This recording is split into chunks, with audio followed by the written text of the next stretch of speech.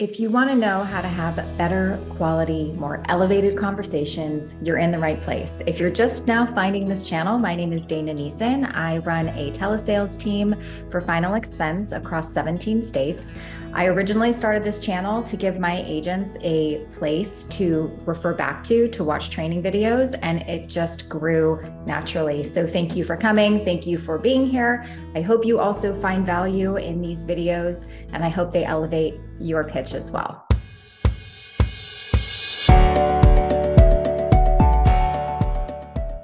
One thing that is like nails on a chalkboard to me is listening to the discovery part of a conversation. This is just the part where you're getting to know your customer, why they're on the phone with you, where they're at, why they don't have a policy. If they do have a policy, why they're possibly looking for more or to replace it. You're just getting to know them. You're trying to figure out their why. You're trying to figure out where they want to be and how you can possibly help them. Right? This is before we talk about who we are and what we do and how much we know, right? We're focusing on the client.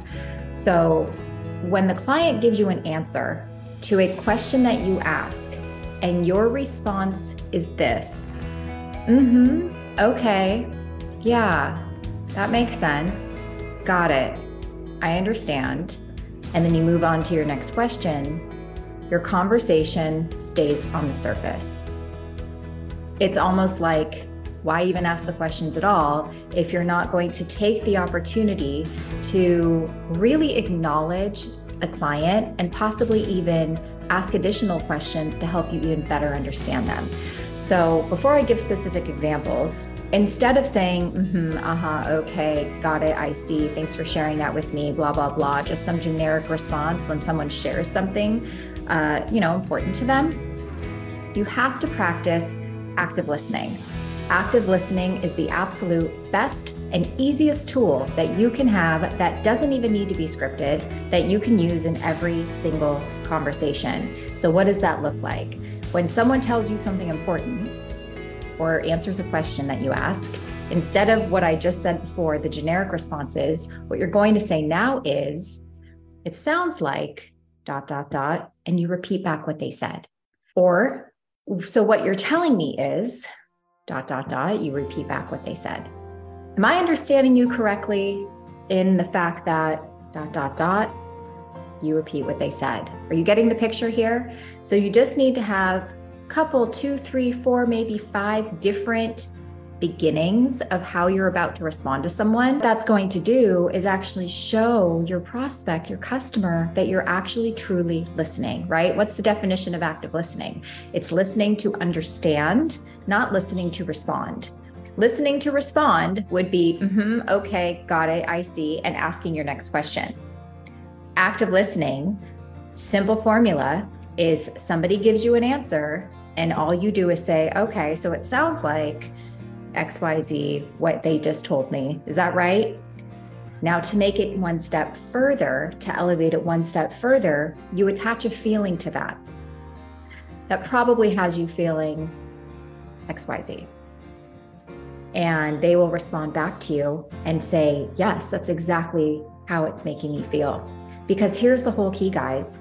If you can identify how someone's situation is making them feel, they will automatically assume that you know how to fix it. So why would you do yourself a disservice and be a generic salesperson and respond to people with things like, yeah, okay, got it. I hear you. That makes sense. Thanks for sharing that with me, and move on to your next question. So let's give you a specific example.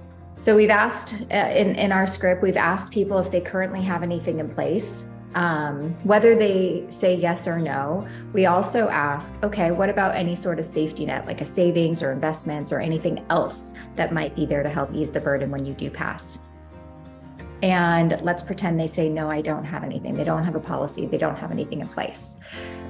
A lot of times, you as the agent, you're just going to go down to your next question and you're just going to continue and plow forward. What you should do instead would say something like, okay, so what I'm hearing is you don't have a policy in place.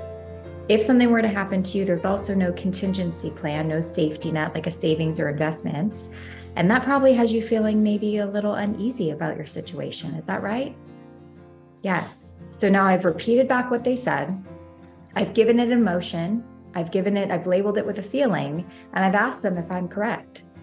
Now I've closed that loop in the conversation, and I can move on and ask my next question. My next question might be, so before today, were you kind of out there shopping around looking for a solution to put in place? And they say, yes. Okay. How long have you been looking? I've been looking for a couple of weeks. Okay. What have you found? I really haven't found much. Well, what do you mean? How do you mean by you haven't found much, right? I want them to elaborate on what that means to them. Well, they might say to me, everything I click on, it's just out of my budget. To be honest, I don't even know if I can afford this. Now, your mistake here is just going to be with, okay, I understand.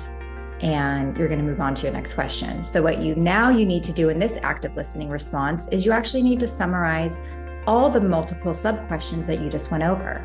So in this example, it would be, okay, so let me see if I understand here. So you've been looking for a couple of weeks. You really haven't found much because everything kind of seems outside of your budget and you're worried you might not even be able to find anything.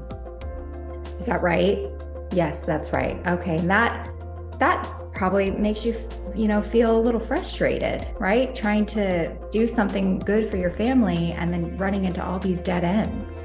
I've now labeled what she's going through or what he's going through with an emotion, frustration, right? And I've repeated back what we just said, which demonstrates active listening. So moving forward, what I want you to do is practice, not saying, yeah, okay, I understand. That makes sense. Instead, I want you to use, it sounds like what I'm hearing is, so what I think you're telling me is, am I understanding you correctly in that you repeat back what they said and then close the loop with, that probably has you feeling a little blank, anxious, frustrated, worried, uneasy, whatever emotion you want that to be, you insert that in there. And you probably want to have a list of emotions written down.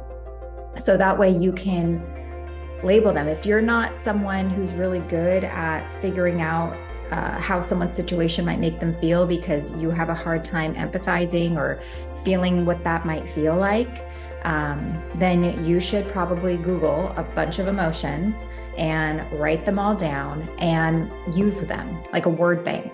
So that way you can try to help your customer label what it is they're feeling. Because again, if you can identify how their situation is making them feel, not only will you elevate your status as the professional insurance rep, but they will also assume that you know how to fix it. So I hope that helps. It's a super easy formula that anybody can follow. And if you found value from this and you think it'll help your conversations, hit the like button, post a comment, let me know if you used it, and I'll see you next time.